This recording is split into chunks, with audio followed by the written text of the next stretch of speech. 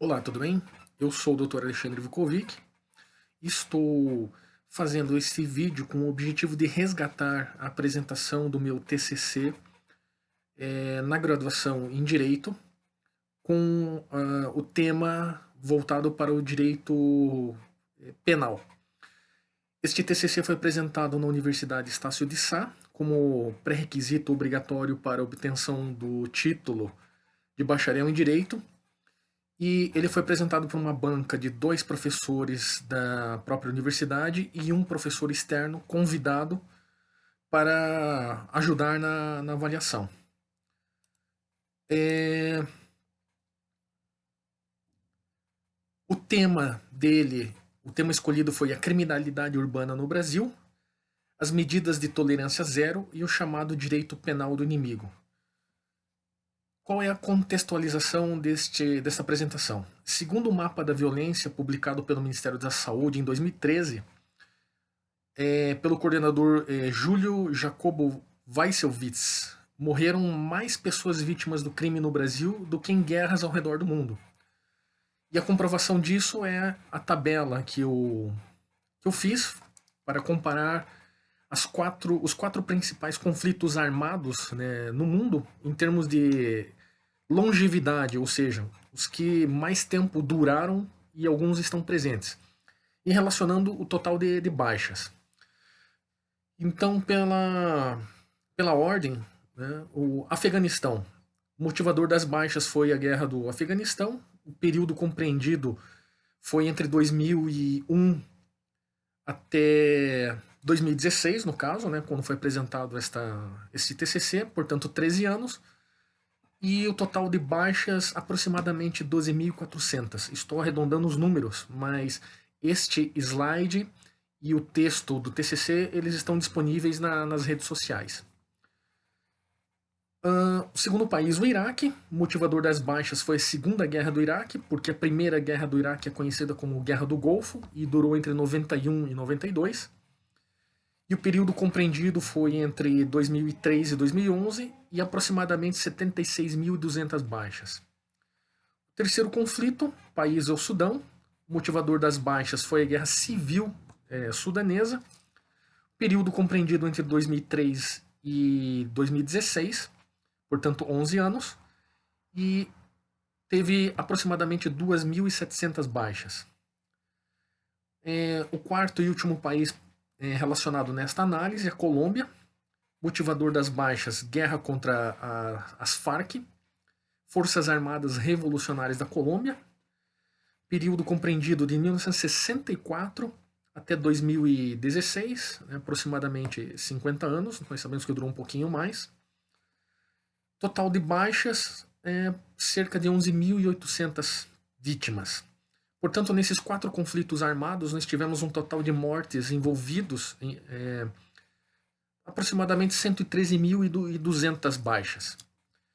E no Brasil, né, a criminalidade no período envolvido entre 1980 e 2010, portanto 30 anos, nós tivemos o número absurdo de 799.200 mortes aproximadamente. Ou seja, enquanto que nesses conflitos armados, né, que tiveram todos eles, né, aproximadamente uma média de 10 anos de duração ou mais, e eram conflitos armados, né, guerra, né, nós tivemos 113 mil baixas. E no Brasil, que nunca houve guerra, né, nem conflito armado, nem revolução, nós tivemos, né, num período de 30 anos, quase 800 mil baixas. Dados de 2015, nós tivemos uma média de 60 mil homicídios por armas de fogo no Brasil, né, até esta data. Nós sabemos, né, por estatísticas, né, só voltando a lembrá-los, de que esse TCC foi apresentado em 2016 e depois desse período nós tivemos um aumento em 2017, 2018 e no ano de 2018, na metade do ano, até 2019, 2020, agora presente data setembro de 2020, nós tivemos sucessivas quedas nessa mortalidade por armas de fogo no Brasil, homicídios. A justificativa para o tema: a criminalidade atingiu níveis alarmantes de uma zona de guerra, né, no Brasil. E nós temos como principais pontos a baixa escolaridade, baixos investimentos em educação, alto índice de desemprego, desrespeito às leis e autoridades constituídas, sucateamento das forças de segurança pública, entenda-se guardas municipais nos municípios que permitem, polícia militar, polícia civil, polícia rodoviária federal e polícia federal. A cultura, né, da impunidade no Brasil e a morosidade da justiça. Todas elas, né, contribuem para esses índices alarmantes de criminalidade, e nós temos como objetivo desse tema, né, resgatar a lei e a ordem. As questões norteadoras deste TCC, nós temos 5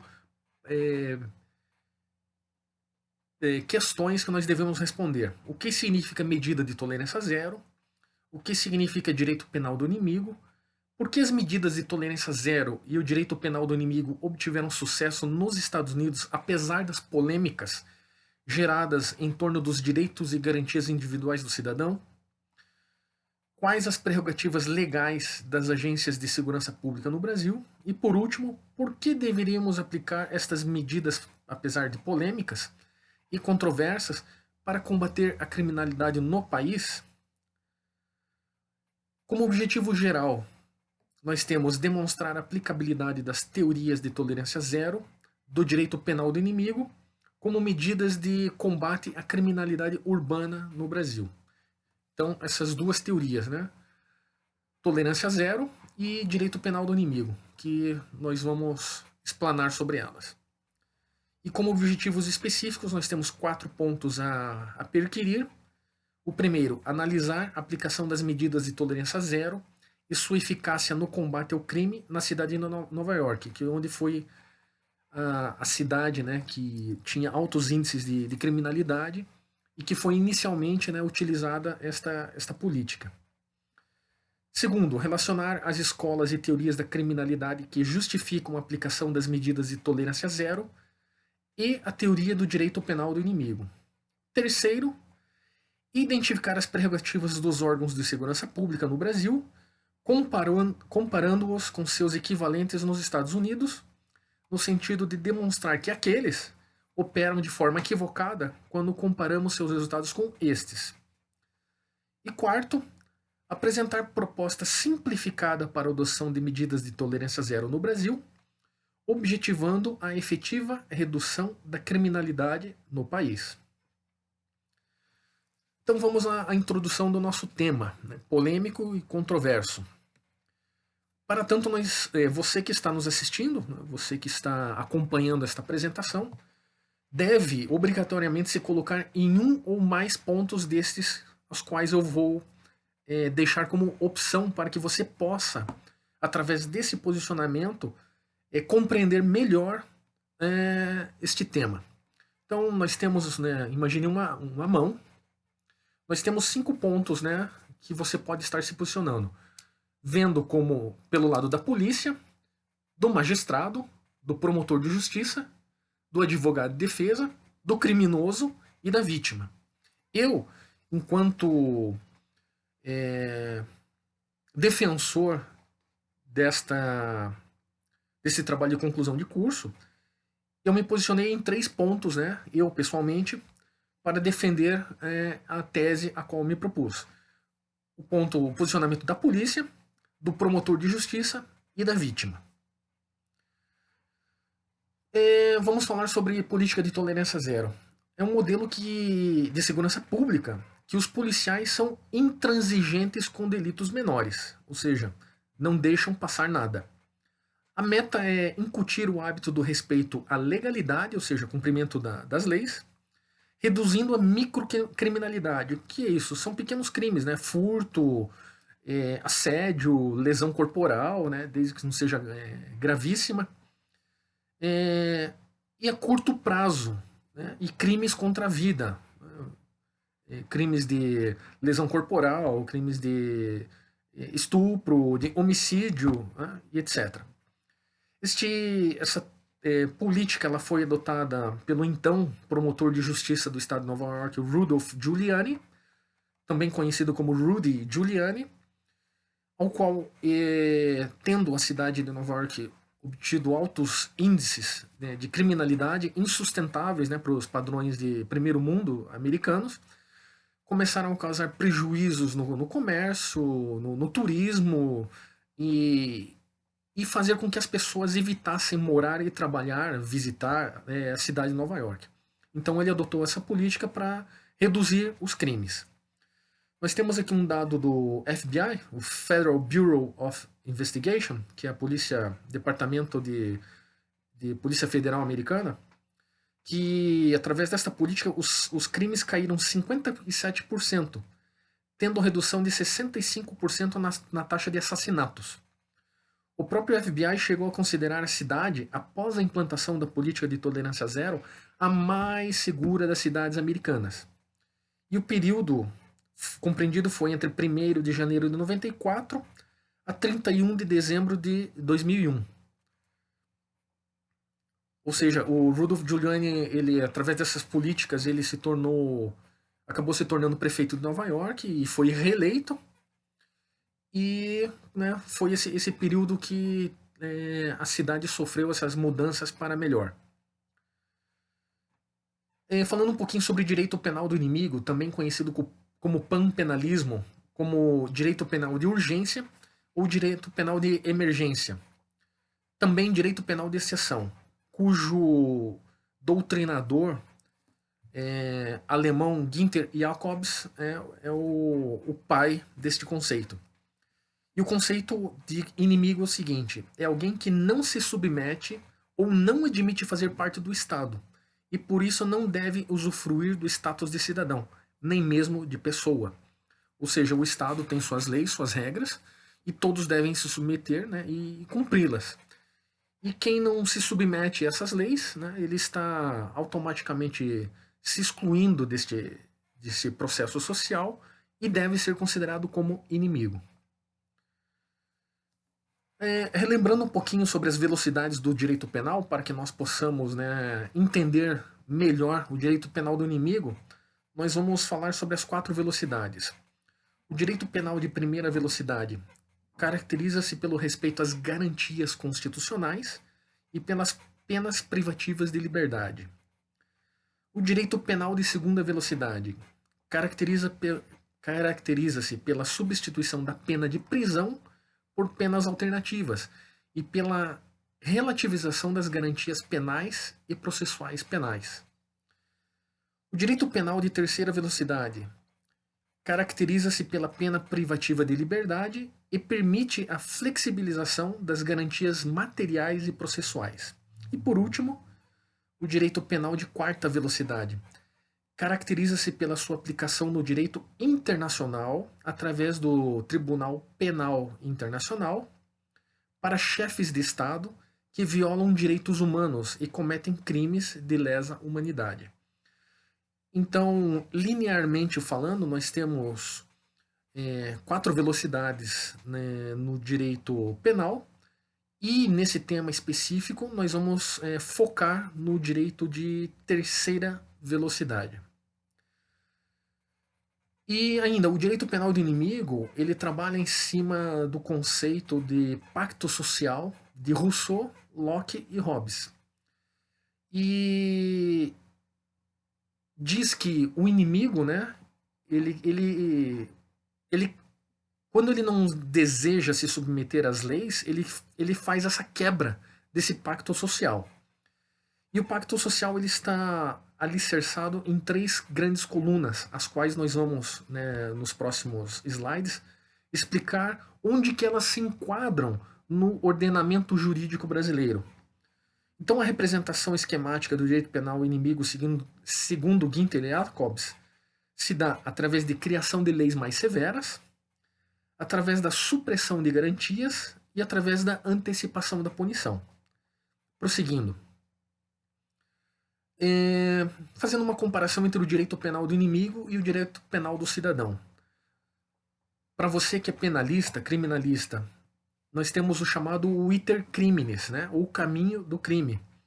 E nele nós temos, no direito penal do cidadão, que é, né, o padrão, a referência, 5 posicionamentos. O primeiro, né, para um crime, né, 5 fases, melhor dizendo. Nós temos a fase de cogitação, a fase de preparação, a fase de execução e a fase de consumação. E uma quinta fase seria a fase do exaurimento. Já no direito penal do inimigo, essas fases seriam 4, sendo reduzidas para 3.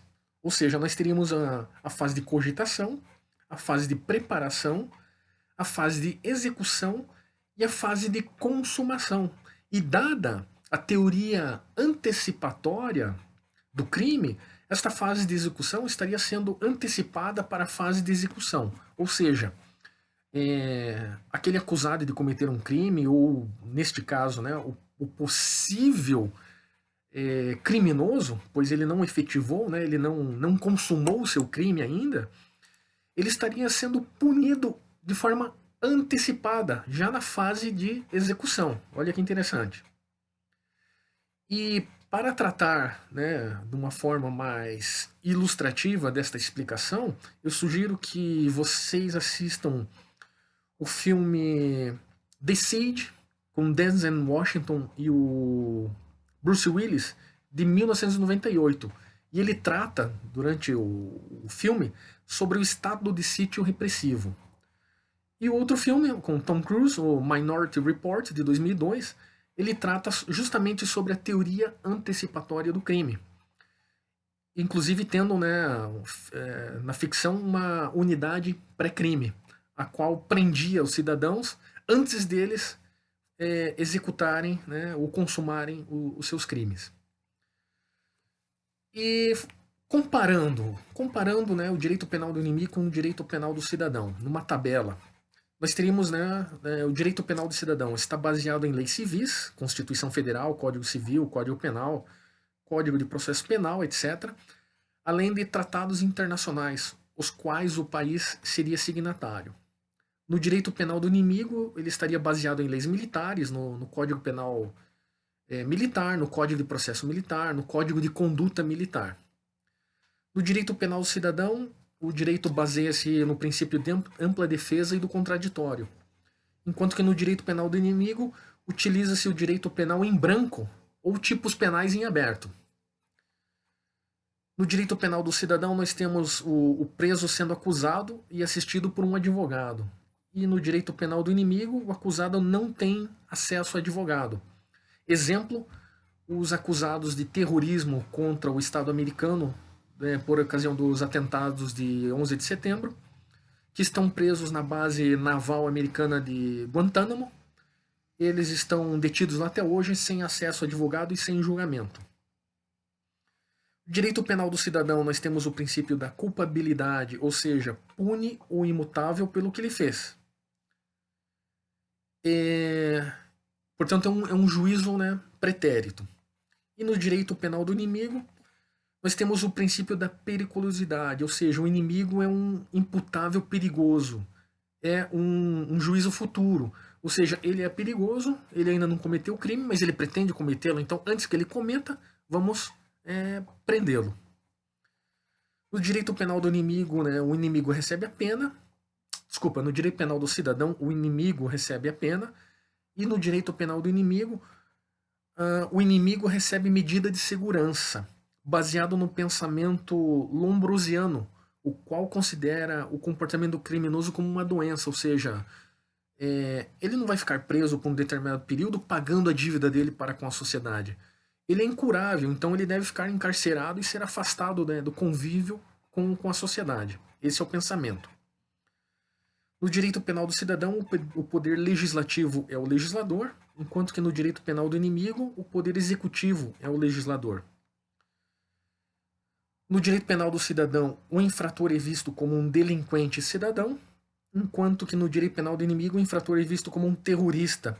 E nesta condição que ele se colocou, o inimigo não é pessoa, portanto ele não é detentor de penas, garantias penais e processuais. Ele abriu mão nessa condição de terrorista, portanto ele se excluiu do convívio em sociedade e perde os seus direitos, né, penais e processuais. No direito penal do cidadão, o infrator paga sua dívida para com a sociedade e pode ser reabilitado. Enquanto que no direito penal do inimigo, o infrator considerado inimigo é segregado para sempre. E por último, no direito penal do cidadão, as penas têm prazos mínimos e máximos estabelecidos por lei. E no direito penal do inimigo, o período de detenção não tem prazos e mínimos a serem respeitados. Então, voltando, resgatando aquelas informações que nós passamos sobre as três colunas, né, do direito penal do inimigo dentro da quebra do Pacto Social de Rousseau, nós temos agora a aplicação delas no ordenamento jurídico brasileiro. Então, a primeira coluna que eu falei, sobre leis mais severas, nós temos a justificativa para ela na Lei de Execução Penal, ou seja, a Lei 7.210 de 84, em seu artigo 52, que é o chamado Regime Disciplinar Diferenciado, o RDD. O regime é fechadíssimo, e o Código Penal brasileiro prevê três espécies de regime: o fechado, o semiaberto e o aberto. Nós temos que o agente que apresenta risco, né, ele é segregado, ele é colocado nesse RDD ou numa cela única, né, onde ele não tem convívio, né, uma solitária, né, onde ele não tem convívio com os demais presos. E esse conceito de agente de risco, entre aspas, é um conceito subjetivo. Onde está a definição do que é um agente de risco? Nós não temos.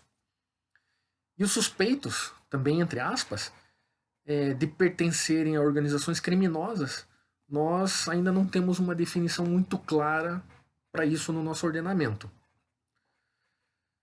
A segunda coluna, onde nós tratamos de suspensão de garantias, nós temos a Lei de Crimes Hediondos e Equiparados, ou seja, a Lei 8.072 de 1990. E não se aplica, né, para graça, anistia e indulto. Nós temos esses três espécies, né, de perdão no Brasil, conforme previsto no artigo 5º da Constituição Federal de 88, que trata dos direitos e garantias fundamentais. E, portanto, para quem comete algum crime hediondo ou equiparado, ele tem essa supressão de garantias. O interessante é que a Constituição Federal, dentro da hierarquia da pirâmide de Kelsen, a Constituição Federal está no ápice da pirâmide e ela prevê como garantia fundamental a graça, anistia e indulto. E a lei de crimes hediondos equiparados, ela é uma lei infraconstitucional, ela está abaixo da Constituição e ela suprime, né, os direitos e garantias individuais de quem praticou, né, crimes hediondos ou equiparados. E a terceira coluna, nós temos a antecipação da punição, que está prevista no ordenamento jurídico brasileiro através da lei do abate, ou seja, a lei 9.614 de 98, já é uma lei mais recente, e que está atestada pelo Superior Tribunal de Justiça, o STJ. Então, esta garantia prevê que aquele que for abordado, né, ou vitimado por esta lei, não tem direito à ampla defesa e o contraditório, é decretada pena de morte em tempos de paz e é contrário ao artigo 5º da Constituição Federal, que veda a pena de morte no Brasil, salvo em tempo de guerra. O que é isso? Nós temos uma pequena aeronave invadindo o espaço aéreo brasileiro, uma aeronave clandestina, voo clandestino, e ela é interceptada por aviões militares da Força Aérea Brasileira. E o piloto, obviamente, como ele está transportando produto de contrabando, armas, drogas, até pessoas, órgãos humanos, mas geralmente aqui no Brasil são drogas, né? Ele recebe os sinais internacionais para seguir as aeronaves militares até um aeródromo mais próximo e pousar, e ele se recusa. E unilateralmente os pilotos militares da Força Aérea, né, abatem, né, este piloto por descumprimento de uma ordem de pouso, né, obrigatória. Então, o piloto, né, dessa aeronave clandestina, ele foi cerceado no seu direito de ampla defesa e contraditório, de se explicar. Ele abriu mão desse direito, né? E também é decretada a pena de morte, né, para este piloto aí invasor e traficante, né? Já nos encaminhando para o final, nós temos aí uma comparação entre a teoria minimalista e a teoria maximalista, onde a teoria minimalista ela é caracterizada pelo direito penal mínimo, pelo princípio da intervenção mínima, pelo princípio da insignificância e pela teoria da imputação objetiva. E a quem interessa esta teoria? Aos foras da lei, os criminosos, aos advogados, né, de defesa desses criminosos, aos ativistas de direitos humanos e ao Ministério Público, estadual ou federal. E a teoria maximalista, ela está baseada na política de tolerância zero, no direito penal do inimigo, na criminologia crítica e no controle social. E a quem interessa essa teoria? As vítimas dos criminosos, aos policiais ou, né, forças de segurança pública, ao poder executivo, né, prefeitos, governadores e presidente da república, e ministros, e a sociedade em geral. E para concluirmos este TCC, nós apresentamos aqui 3 fases para solucionar esse problema, onde a primeira fase reside na revisão do ordenamento jurídico brasileiro, a segunda fase na reestruturação das agências de segurança, né? E a terceira fase, aplicação da política de tolerância zero e direito penal do inimigo. E a nossa mensagem final reside na teoria da destruição criadora do austríaco Schumpeter, o qual foi tanto economista como jurista e viveu entre 1883 e 1950. O processo de inovação deve substituir os velhos e antigos modelos por novos. Para aqueles que tiverem interesse em acessar esses slides e o artigo escrito, né, em forma de texto, eu deixei lá as referências às quais eu me baseei para fazer essa pesquisa, entre elas Beccaria, Conde, Jacobs, Molina, Rollin, Zaffaroni, né, uma referência, e deixo à disposição este material nas redes sociais. Muito obrigado, um grande abraço e até a próxima.